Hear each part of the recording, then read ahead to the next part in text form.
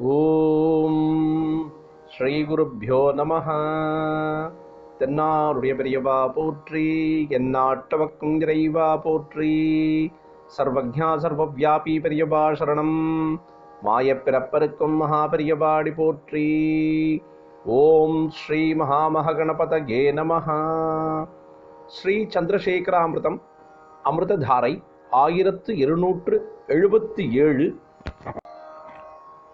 தெய்வத்தின் குரல் 5ஆம் பாகம், அத்தியாயம் ஸ்ரீ சங்கர சரித்தம். இதன் இன்றைய தலைப்பு ஸ்ரீ சங்கரரின் கால நிர்ணயம். இதன் இன்றைய உபதலைப்பு நமது சரித்திர ஆதார நூல்கள். ஜெனரலாக கொஞ்சம் சொல்கிறேன். நம் ராஜ வம்சங்களின் காலங்களை புராணங்களில் கொடுத்திருக்கிறது. அது தவிர சுமார் 1000 வருஷம் முந்தி கல்ஹனர் என்ற கவி காஷ்மீர ராஜவம்சத்தை பற்றி ஆதியோடு அந்தம் விசாரித்து கர்ண பரம்பரையாக வந்த தகவலை எல்லாமும் சேர்த்து ராஜதரங்கிணி என்ற புஸ்தகம் எழுதியிருக்கிறார். கர்ண பரம்பரை என்ற உடனேயே கதை என்று தூக்கி போட்டுவிடக்கூடாது. ஆதாரமில்லாமல் இப்படி வழி வழி நடந்திருக்குமா வந்திருக்குமா என்று ஆராய்ந்து பார்த்து மற்ற ஆதாரங்களோடு சரிபார்த்தால் அதில் ஏற்கத்தக்கதாக நிறைய இருக்கும். ஒரு ராஜா என்றால் பிற ராஜாக்களோடு யுத்தம் செய்வது, விவாக சம்பந்தம் வைத்துக் கொள்வது என்றெல்லாம் வரத்தானே வரும்.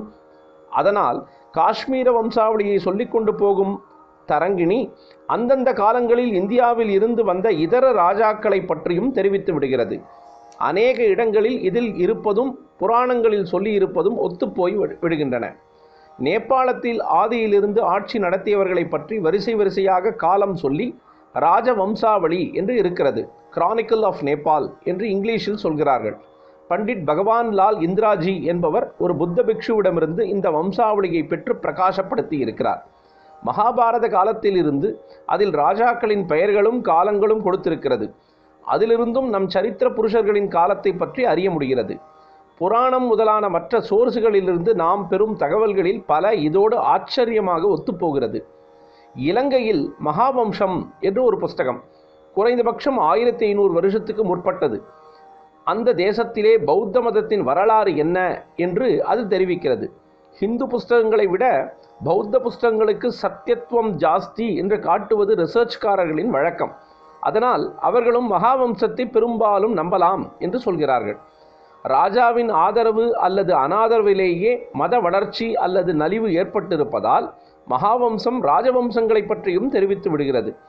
ஆதியிலே இந்தியாவினாலேயே இலங்கையின் சமய கலாச்சாரம், அரசியல் வாழ்வு எல்லாம் ஏற்பட்டு அப்புறமும் சண்டை, சிநேகிதம் என்று 2 விதத்திலும் இந்த 2 நாடுகளும் சம்பந்தப்பட்டிருப்பதால் இதிலேயும் நம்முடைய தேசத்தவர்களை பற்றி கால விவரங்கள் வருகின்றன.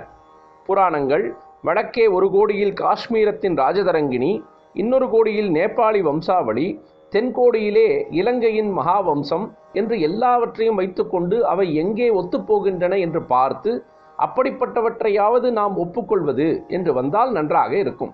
இப்படி பல இருக்கவே செய்கின்றன. நாம் சொல்வது ஹிஸ்டரியே இல்லை, வெறும் ஸ்டோரி தான் என்று சொல்பவர்களும் நிஜமான ஹிஸ்டரியைத்தான் சொல்லியிருப்பார்கள் என்று அப்படியே நம்பாமல் இதையும் அதையும் சேர்த்து அலசி பார்க்கலாம். அமிர்தம் தொடர்ந்து பொழியும். பிரதோஷ சங்கர பிரத்யக்ஷ சங்கர. தென்னாருடைய பெரியவா போற்றி, எந்நாட்டவர்க்கும் இறைவா போற்றி. சர்வஜ்ஞா சர்வவ்யாபி பெரியவா சரணம். மாயப்பிறப்பருக்கும் மகா பெரியவாடி போற்றி.